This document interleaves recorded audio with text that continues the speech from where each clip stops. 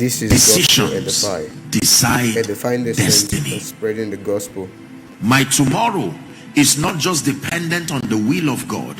The prophetic dimension of tomorrow depends entirely on God's predeterminate counsel, but my experience of tomorrow will now be a measure of what degree to which my choices align with his predeterminate counsel. My choices can veer off his counsel in such a degree that it does not look like God had anything good in mind for me. But the Bible says in Jeremiah 29 and verse 11, for I know the thoughts that I think towards you, said the Lord.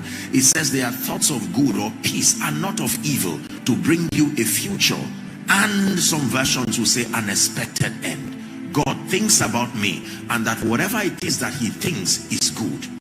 I can trust his thoughts because he's a good God. Are we together? Yeah. Where you are right now, whether you like it or not, is a summation of the kind and the quality of decisions that you have made so far with your life. This looks like it's a very basic discussion, but I can tell you it's deeper than most people will understand. Everybody today that is worth your admiration, whether in ministry, in business, in governance, these are people who largely have been helped by God. But in addition to being helped by God, they are people who have understood the power of quality superior decisions. Your spiritual state, your financial state, the state of your family, the state of your life, your status, everything in life. These are report cards. They are attestations to the quality of the decisions you have made or otherwise. And if we must move from this point to the next level of God's prophetic expectation for us, then we must understand the power of decisions. Are we together now? Praise the name of the Lord. This is very important. That's the first thing that I'm talking about. Many people do not know that their decisions matter. I can choose to take God seriously. I can choose to be unserious with my spiritual life. It is my choice. And even to the detriment of your eternal destiny, God still honors your choice.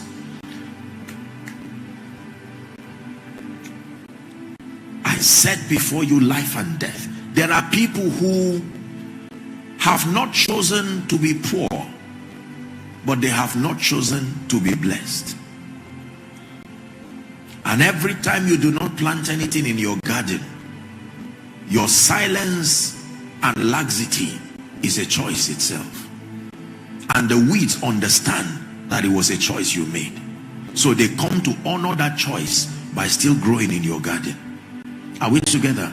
There are people who have made up their minds to not value superior relationships.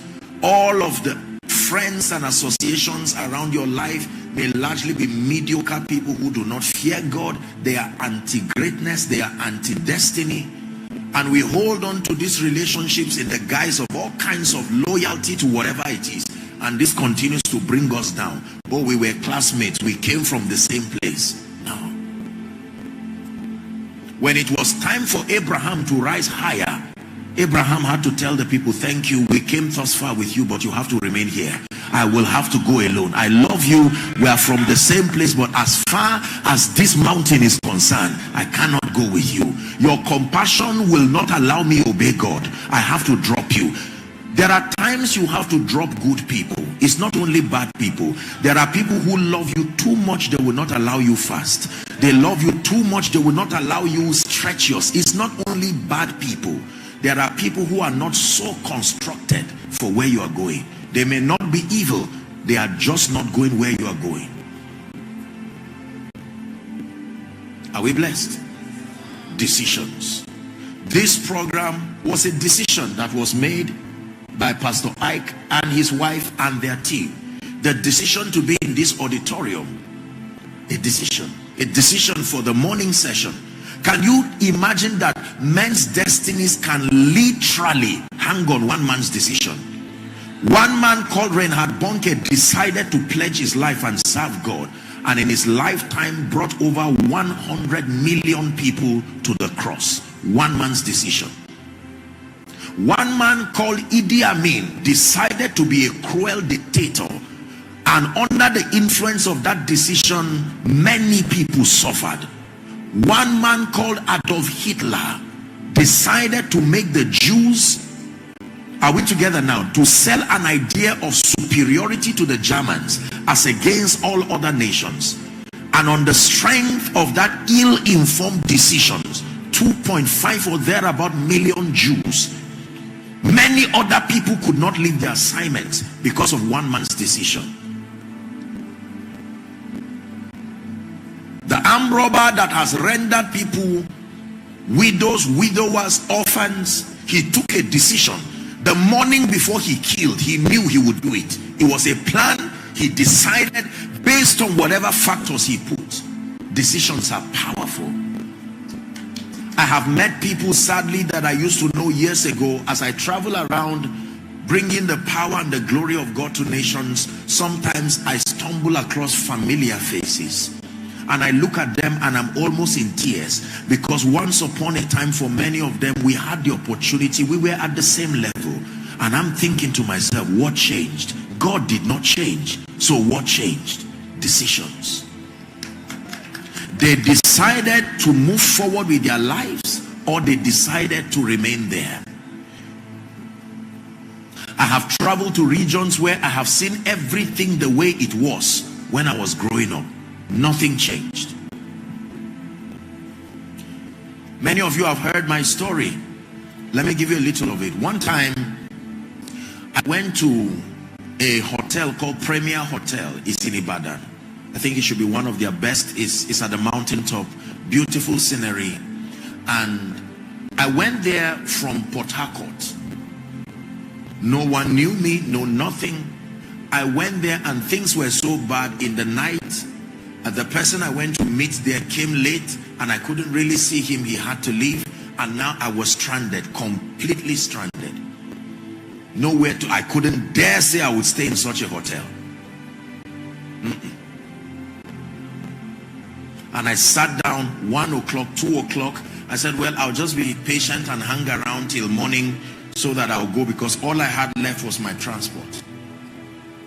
But I stood there, I said, this is not a true reflection of my worth, and it's not a true reflection of my decisions. This is a transitory phase, and that I would go through it with honor. It was just my body that was there. Are we together? Waste this remaining 5 hours. I started walking around in that lonely night, going down, and I was hearing sounds of prayers in a church, a very small church somewhere there. And I said, beautiful, a vigil is going on. So instead of wasting my time and just sitting and snoring my destiny, let me go and invest my time in that vigil. And I went there, attended the vigil until morning, and then I left. But I remember looking at the staff, looking at the ambience of the place. A few years later, I would go to, and from the airport, I think there was a convoy of people rejoicing and happy that I came, and they said, let's take you to go and rest. And then while they drove me, they took a bend, and I looked at where they were going. And guess where they were going? The exact same place. And when they drove, there were people who were waiting there, greeting me. And I still saw the faces. They would not know it was Joseph again. And they took me to the highest suites. Now, I'm saying this for a reason. It's not about marketing flesh. When they took me there, I said, what changed? The government did not change. The hotel did not change. God did not change. Satan did not change. Nigeria did not change. The color of my skin did not change. My name did not change. What changed? My choices, my decisions. You are sitting here today. There are some of you who, if you make up your mind to make decisions, one day we will gather here, but you will no longer be a spectator. You will be the one who will bring us, and together we will sit in the table of greatness, and you will recall the moments of pain. Or you can add this program as part of the archives of what will torture you tomorrow, that you had a chance for a great life. That tomorrow when you say, I know this person, your children will look at you and say, we're disappointed that you came close to greatness this far. There are many aged people today who are angry at great people. They see a man of God, and and once you become great, everybody will say they knew you. Oh, I used to know this person. It's an indictment for you to have known greatness and still remain small. Imagine what Lot would tell them in Sodom and Gomorrah in the face of Abraham's exploit. Who did you say you were? Abraham's cousin? The man of covenant? What are you doing here? I made a decision. The first decision Lot made outside of the influence of Abraham is what took him to Sodom and Gomorrah. Listen, ladies and gentlemen, your decisions have far-reaching consequences that you know. Many of you have made a decision that you will not be serious. You allow life to just evolve itself, and somehow one day it go better. African cliche, the justification for a life of mediocrity. We believe that time automatically changes things. Time does not change anything. Time only reveals the consequences of your decisions.